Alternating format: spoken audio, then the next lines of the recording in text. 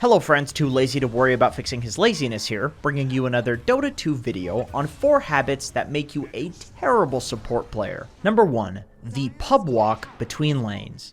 In Dota 2, doing a good job supporting can honestly be pretty boring. Why? Because sometimes there just isn't much happening in a game. And as a core, the default in this sort of situation is to go punch some creeps. But as a support player, you're low on the farming totem pole. So, there often aren't any creeps to punch. So, good support players will usually sit behind and defend the core on their team that is playing in the most dangerous area. And here is where this problem manifests itself. It's not always easy to tell exactly who is in the most dangerous position on your team. And here's where bad support players make a devastating but all too common mistake. They don't stand behind anyone. Instead, they wander around in the jungle, halfway between two groups of heroes, not close enough to either to help if a fight breaks out. The worst part about this problem is that often you're close enough to bait your cores into having a false sense of security that they're safe. So, they continue to play aggressive in both areas. Then, when the enemy team eventually gets bored and decides to kill one of your cores, no matter who they choose for their gank, they succeed. So, what is the solution to this problem? Pick a core to stand behind, and be as close as possible to that hero without showing yourself. Ideally, you want to pick the core that is closest to where you think the enemies are currently playing. Wards can help too. If you place a ward on one side of the map, then you can stand next to the core on the opposite side of the map because one core is protected by wards and the other core is protected by you. If you don't know which core is in more danger, then literally pick one at random. This way, you're not giving one core a false sense of security to play aggressively. And if the core that you're defending gets gone on, then you can turn and win the fight instead of doing nothing. Number 2. Dewarding cliff sentries. This problem is one that can manifest itself in a game, even when you're playing a core role.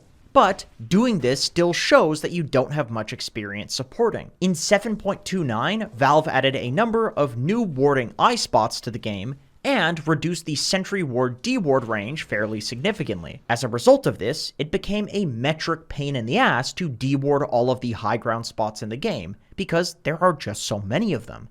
And cleverly placing sentry wards doesn't yield nearly as many dewards as it did before. So, even pro players are defaulting to placing sentry wards directly on the top of cliffs to deward them. And this is a very abusable trend for good support players. If you place a ward on top of a hill and see that there is a sentry ward already placed there, then choose to leave it there, this accomplishes 2 things. 1. You know the enemy is unlikely to deward that cliff for the duration of that sentry ward. 2. The enemy team, especially the cores, will have a false sense of security playing around that cliff, because they see a sentry ward up there and assume that their support has dewarded it already. Both of these things are incredibly good for you. The only downside is, if the enemy team is smart and has some way of checking up cliffs, they can easily deward the observer that you placed for no extra cost. But the alternative to leaving the sentry there isn't any better, and it comes with none of the benefits that we just talked about. If you kill the sentry on top of the cliff, and once again the enemy team is smart, they'll immediately deward the hill anyway for only 50 gold. So either way, you get dewarded. But choosing to not kill the sentry baits the enemy team into not dewarding and into feeling safe where they aren't actually safe. This is precisely why it is usually a pretty noob play to kill sentry wards on high grounds, and even more frustrating when you're a support and one of your idiot cores does it for you. Number 3. Running around and doing stuff as a low level. As a support, it is your job to make space for your cores to farm in the early game. Often, as a result of this sacrifice, supports end up being noticeably underleveled and underfarmed as the clock ticks towards the 10-minute mark. At this point, in high level and pro Dota, typically a proverbial baton of space creation gets passed from the supports to usually the mid and the offlaner. Then, a phase of Dota begins where the supports take a bit of space to make up for their early game sacrifice, and they begin being active again once they have some farm and some levels. In super high level Dota, this space baton gets passed around a lot as the game goes on.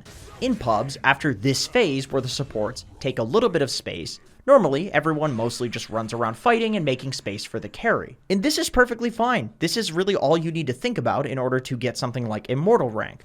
But where this problem arises is when supports are unwilling to take space, because they are still stuck in a sacrificial mindset, even though it's completely unnecessary. So, supports run around and try to be active like they were in the early game, because they think it's their job, and then they completely grief the game.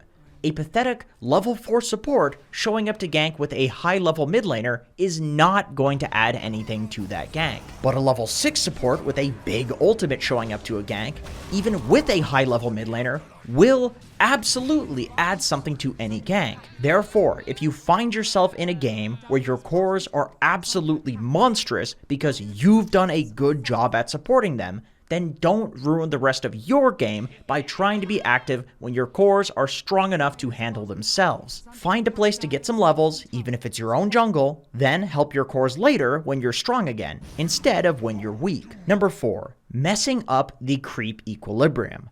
The entire point of the laning stage is for cores to hit as many creeps as possible. This is why it can be incredibly frustrating when supports randomly do things to mess up a perfectly safe and farmable creep equilibrium. Sometimes this is in the form of right-clicking enemies to harass, then accidentally pulling creeps and tanking them, which eventually pushes the creep wave out. To avoid this problem entirely, you can just issue your attack command from just outside the creep aggro range. Then your hero will walk into the creep aggro range and attack the enemy without pulling creeps. But once you swing for your second attack, you will pull the creeps, because a new attack command was issued, and that is what pulls the creeps. So you will need to walk out of range to issue any subsequent attacks if you want to continue to not pull creeps. Another place where supports often destroy the equilibrium by accident is by constantly single pulling the easy camp, which is something that is based on a good principle. Don't get me wrong, pulling is a good thing. But if you pull an easy camp, the creep wave will clear the camp easily, and so you'll push a huge double creep wave into the enemy team. That means that your carry will be farming